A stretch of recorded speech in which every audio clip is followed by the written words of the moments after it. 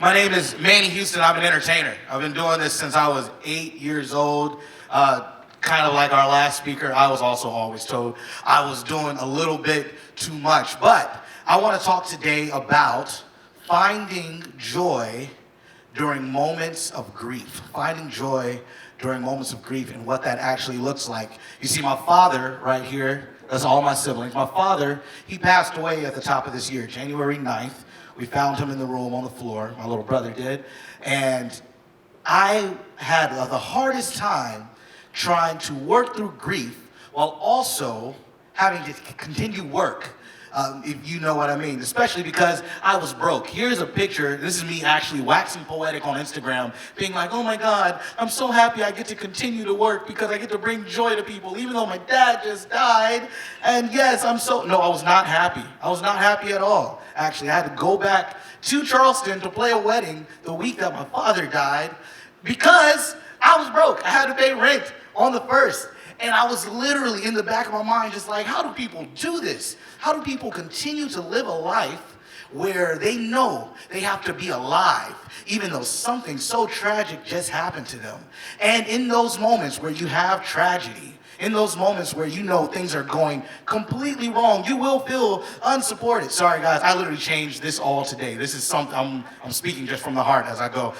You will literally feel so unsupported. Everybody was on Instagram being like, hey, Manny, we got you. If you want to talk, you can talk to me. But the truth of the matter is, nobody's going to understand you the way that you understand you. The way that you understand you, you can actually say, right? Because at the end of the day, I knew that I had to continue to be happy for the 5 siblings that I have. I'm the oldest of 5. I needed to continue to be happy for my mother, who was probably not only upset due to the fact that she had just lost her husband, but she was also upset at the fact that here, her oldest son was hating life, hating music. I could not find any enjoyment in it at all. We were literally trying to push forward, though music was sparing no expense or reminding me that being a musician means you don't get to take days off.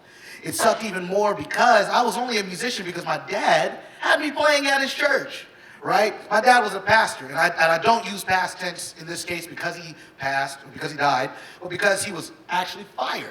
My father got fired from the church that he was pastoring, that he moved his family to South Carolina from, in the first place, in 2012.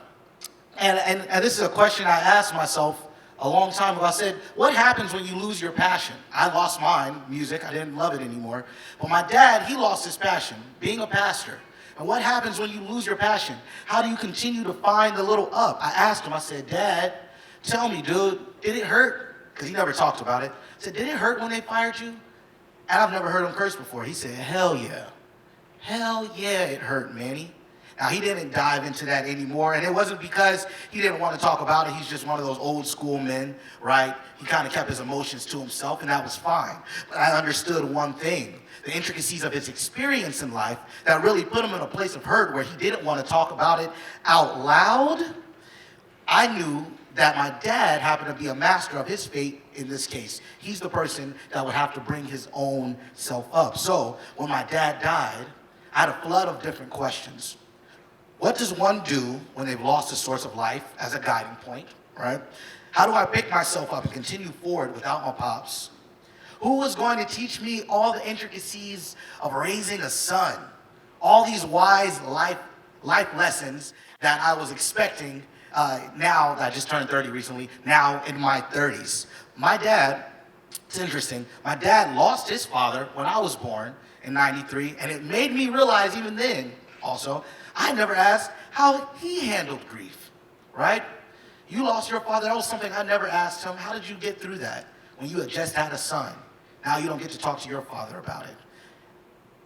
I understood one thing. I said, if you're going through grief, Manny, and getting yourself back to a state of being that functions enough to continue making money, enough to continue being in a relationship, enough to continue being a good big brother, enough to continue being a good friend, what do you do? And I think it's the little things.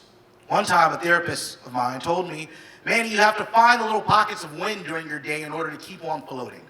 That might be something as small as getting a large fry from McDonald's, or taking 10 seconds to just be in silence, or in my case, on the third day after my father died, of lying in my bed, getting up and actually brushing my freaking teeth. Finally, right? I finally got up, I brushed my teeth, and in silent tears, I remember I looked at my pitiful, puffy ass face, and I said, keep going. By the end of the day, I was cooking dinner. I didn't do much that day. I watched a lot of anime. But when the day ended, I said, good job, Manny. Go me. That's that day I did make it to the gym. I was very, very proud of myself, so I took a picture. It's hard. It's hard. I don't know if anybody's ever tried to make it to the gym when they're really sad. But I knew it would kind of get me to a place where, hey, Manny, you're stepping forward just a little bit. Actually, I made a song about it. This is where I promo myself. If you'd like to hear more about that journey, you can listen to my new song. It's called Go Me by Manny Houston on all streaming platforms right now. And I made it because I knew that, number one, I wanted to get back to loving music again. And I was actually read a quote earlier that said, art is shadow work that transmutes pain into beauty.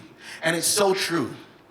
Transmutes pain into beauty. I knew that even though my father had passed, the little pockets of wind that I could find in this case, as I was working through it, happened to be in brushing my teeth, finding the words to make a song, and keep on pushing forward through that. And this week it was getting this Broadway contract. So thank you guys for listening to me. And I hope you continue to find your way as you go along.